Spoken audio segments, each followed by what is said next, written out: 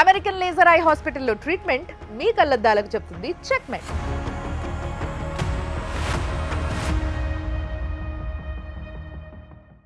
Suman TV ప్రేక్షకులకి నమస్తే. ఈరోజు నేను ఒక యంగ్ అండ్ డైనమిక్ ఎమ్మెల్యే ముందున్నా. ఎస్, గోపాలపురంకి వచ్చిన మరి ఇక్కడ సార్తో మాట్లాడడానికి నా దగ్గర ఎన్నో ముచ్చట్లు.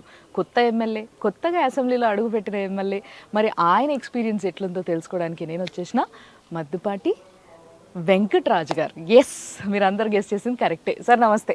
నమస్తే అండి. బాగున్నారా సార్? బాగున్నా అండి. Congratulations sir. ఫస్ట్లీ అంటే నేను ఇప్పుడు కలిసిన కాబట్టి ఇంత గ్యాప్ తర్వాత చెప్పిన, బట్ మొట్టమొదటిసారి ఎమ్మెల్యే అయిన వ్యక్తి అంటే నాకు ఒక రెస్పెక్ట్ ఉంటుంది. ఎందుకు అని అంటే పాలిటిక్స్లోకి ఎంట్రీ అనేది అంత ఈజీ కాదు. ఎన్నో సంవత్సరాల కృషి, అంటే సగం జీవితం ధారపోస్తే తప్పితే వాళ్ళకు ఒక ఛాన్స్ దొరకదు. కరెక్ట్. అలాంటి వ్యవస్థలో ఉన్నాం మనం నిజంగా చెప్పాలంటే. సో అలాంటిది మీకు ఈ ఆపర్చునిటీ రావడము, మీరు ఒక కొత్త ఎమ్మెల్యేగా ఉండడము, మిమ్మల్ని జనాలు గెలిపించుకోవడము, ఇదంతా బాగుంది సార్ అసలు నిజంగా. సో ఫస్ట్లీ దానికి కంగ్రాచులేషన్స్. అండ్ టీడీపీ గురించి మాట్లాడాల్సి వస్తే, బేసిక్గా మొన్నటి వరకు టీడీపీలోనే ఇద్దరు ఎమ్మెల్యేల పేర్లు బాగా వినిపించాయి ఈ పలానా కాన్స్టిట్యున్సీ అనగానే. సో సింపుల్గా అందరూ మీకు యాంటీగా కొందరు చేయడం జరిగింది. మీకు యాంటీగా చేసినప్పుడు మద్దిపాటి వద్దు, ముప్పిడే ముద్దు అని చెప్పి కొన్ని స్లోగన్స్ కూడా ఇవ్వడం జరిగింది. సో ఇలా జరిగినప్పుడు బాధ అనిపిస్తుంది కదా, అసలు మీకేమనిపించింది? మీరేం చెప్తారు దీనిపైన? ముందుగా నాకు ఈ అవకాశాన్ని, అసెంబ్లీలో ఒక యువ ఎమ్మెల్యేగా అడుగుపెట్టడానికి ఈ అవకాశాన్ని కల్పించిన శ్రీ నారా చంద్రబాబు నాయుడు గారికి, నా వెనకుండి ప్రోత్సహించిన నారా లోకేష్ గారికి, అదేవిధంగా నన్ను గెలిపించిన ఈ గోపాలపురం నియోజకవర్గ ప్రజలకి పాదాభివందనాలు తెలియజేసుకుంటూ, అంటే రాజకీయాల్లో ఇవి సర్వసాధారణం అండి. సీట్లు ఆశించడం, ఒకళ్ళు సీట్ ఆశిస్తున్నప్పుడు వేరే వాళ్ళు సీట్ ఆశిస్తున్న క్రమంలో కొన్ని రకాలమైన వివాదాస్పద కార్యక్రమాలు జరుగుతాయి, కొన్ని రకాల కార్యక్రమాలు జరుగుతాయి. ఇవన్నీ రాజకీయాల్లో అంతర్భాగం. అయితే తెలుగుదేశం పార్టీ గొప్పతనం ఏంటంటే, మేము ఏ పోరాటాలు ఏది చేసినా శ్రీ నారా చంద్రబాబు నాయుడు గారు క్యాండిడేట్ని అనౌన్స్ చేయనంత వరకే. ఒక్కసారి ఆయన నోట ఉంటా ఫలానా వ్యక్తి నియోజకవర్గానికి ఎమ్మెల్యే అభ్యర్థి అని ఒక్కసారి ఆయన ప్రకటించిన తర్వాత మళ్ళీ అందరూ పిన్ డ్రాప్ సైలెన్స్, అందరూ మళ్ళీ ఒకటైపోతాం. మేమందరం కూడా ఒకే లక్ష్యంతో పనిచేస్తాం. ఇది తెలుగుదేశం పార్టీలో అనాదిగా వస్తున్న ఆచారం. ఇప్పుడు కూడా నాకు అదే జరిగింది. నా అభ్యర్థిత్వాన్ని ప్రకటించడానికి ముందు జరిగి ఉండొచ్చు, అది కామన్ అండి, ప్రతి నియోజకవర్గంలో జరుగుద్ది. కానీ ఒక్కసారి ప్రకటన అయిపోయిన తర్వాత మాత్రం అందరూ కలిసే పనిచేసాం. లేదంటే వెంకటేశ్వరరావు గారు మీకు మంచి ఫ్రెండే అంటారా? అయితే ఫ్రెండేనండి, ఆల్వేస్ మాట్లాడుకుంటారా? బాగా మాట్లాడుకుంటాం, కలుస్తూ ఉంటారు, రెగ్యులర్ గా కలుస్తాం, కలిసి పనిచేస్తాం మేము అన్న ఒక మంచి ఉద్దేశంతో మేబీ. ఎస్, యూనిటీ ఉంటేనే గెలవగలుగుతారు. అందుకోసమే ఈ రేంజ్లో గెలుపుని సాధించింది టీడీపీ అని చెప్పొచ్చు. దానికైతే నిజంగా ఒప్పుకోవాలి.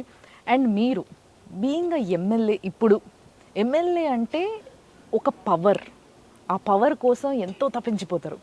ఈ పవర్ ఫీలింగ్ ఎట్లుంది మీకు? అసెంబ్లీలో అడుగు పెడితే ఎట్లా అనిపిస్తుంది? ఇప్పుడు భయంగా అనిపించిందండి మొదట. ఎందుకంటే అప్పుడు నేను పోటీ చేస్తున్నప్పుడు నాకు ప్రత్యర్థిగా నిలబడింది అప్పటి హోం శాఖ మంత్రి గారు. రెండవది ఆవిడ 4వ ఎన్నికలు ఫేస్ చేస్తాను, నాకు మొదటిసారి ఎన్నికలు. సో ఇవన్నీ బేరీజ్ వేసుకున్నప్పుడు, వాళ్ళని ఫేస్ చేస్తున్నప్పుడు ఎలా ఎదుర్కోగలుగుతాను అని చెప్పి ఎన్నికలకు ముందు నాకు 20 నెలల ముందే అవకాశం కల్పించారు శ్రీ నారా చంద్రబాబు నాయుడు గారు. 20 నెలల పాటు నేను ప్రజల్లో తిరిగాను, ప్రతి ఊరు తిరిగాను, ప్రతి వీధికి వెళ్ళాను, ఇంచుమించు ప్రతి ఇంటికి కూడా వెళ్ళాను. ఇంతమందితో నేను మమేకమై ఎన్నికలు ఫేస్ చేసినప్పుడు వాళ్ళ యొక్క తీర్పు నాకు అందించారు. ఒక భారీ మెజార్టీ, 26,784 భారీ మెజార్టీని అందించినప్పుడు నాకు భయం వేసింది. ఇంత భారీ మెజార్టీ ఇచ్చారు అంటే నన్ను ఇంత నమ్మారు. శ్రీ నారా చంద్రబాబు నాయుడు గారు పంపించిన ఒక అభ్యర్థిని ప్రజలు ఇంత గొప్పగా ఆశీర్వదించారు అంటే వీళ్ళ ఆలోచనలు, వీళ్ళ ఆశలు, వీళ్ళ ఆశయాల్ని మోసుకుంటూ వెళ్ళాలి 5 ఏళ్ల పాటు. తొలిసారి అడుగు పెట్టినప్పుడు అసెంబ్లీలో నేను అదే అనుకున్నాను, భగవంతుని కూడా అదే కోరుకున్నాను. ఖచ్చితంగా శ్రీ నారా చంద్రబాబు నాయుడు గారి ఆశీస్సులతో, లోకేష్ గారి యొక్క సహకారంతో, పవన్ కళ్యాణ్ గారి యొక్క ఆశీస్సులతో ఈ గోపాలపురం నియోజకవర్గాన్ని ఒక మంచి అభివృద్ధి చేయాలి, నూతన పరిపాలన తీసుకురావాలి. ఒక యువకుడు రాజకీయాల్లోకి వస్తే పరిపాలన ఇంత వినూత్నంగా ఉంటుంది అని బలమైన ఒక ముద్ర వేయాలని బలంగా సంకల్పించుకున్నప్పుడు, ఆ సంకల్పాన్ని నెరవేర్చాలి, ఆ దిశగా వెళ్ళాలనుకున్నప్పుడు మనకు కొంత భయం కూడా అనిపిస్తుంది.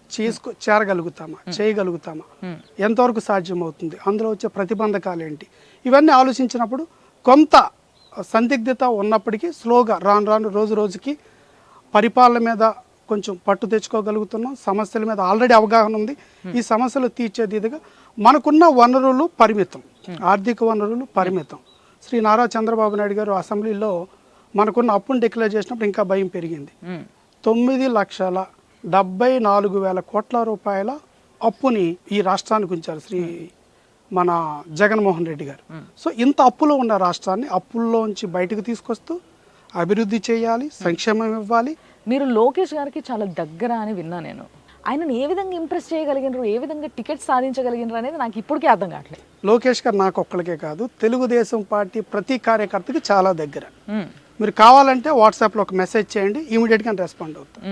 మీరు వెళ్ళి కనిపించండి, చాలా ప్రేమగా పలకరిస్తారు. ఆయన్ని ఎన్ని టెన్షన్స్, ఎన్ని ఒత్తిళ్ళలో ఉన్నప్పటికీ, ఎంత పని ఒత్తిళ్ళలో ఉన్నప్పటికీ, ఎంత ప్రతికూల పరిస్థితులు అక్కడ ఉన్నప్పటికీ, ఒక తెలుగుదేశం పార్టీ కార్యకర్తగా ఒక సామాన్యమైన వ్యక్తి వస్తే చాలా ఆప్యాయంగా పలకరిస్తారు. ఆయన నాకే కాదు అందరికీ దగ్గరండి. సో మీకు మాత్రమే కాదు అందరికి టికెట్ ఇస్తారంటారా మరి? అంటే ఇది it's again party policy. Party పాలసీలో మనకు అందరూ దగ్గర ఉండొచ్చు, అందరి మీద ప్రేమ ఉండొచ్చు, కానీ ఒక టికెట్ ఇచ్చేటప్పుడు అక్కడ పార్టీని గెలిపించుకోవాలి, గవర్నమెంట్లోకి రావాలి. ఒక వ్యక్తి అంటే ఒక నిర్ణయం తప్పిదం జరిగితే ఆ తప్పిదాన్ని భరించేది, ఆ తప్పిదం యొక్క బాధ్యత కేవలం క్యాండిడేట్దే కాదు, పార్టీ మీద కూడా పడిపోద్ది ఆ భారం.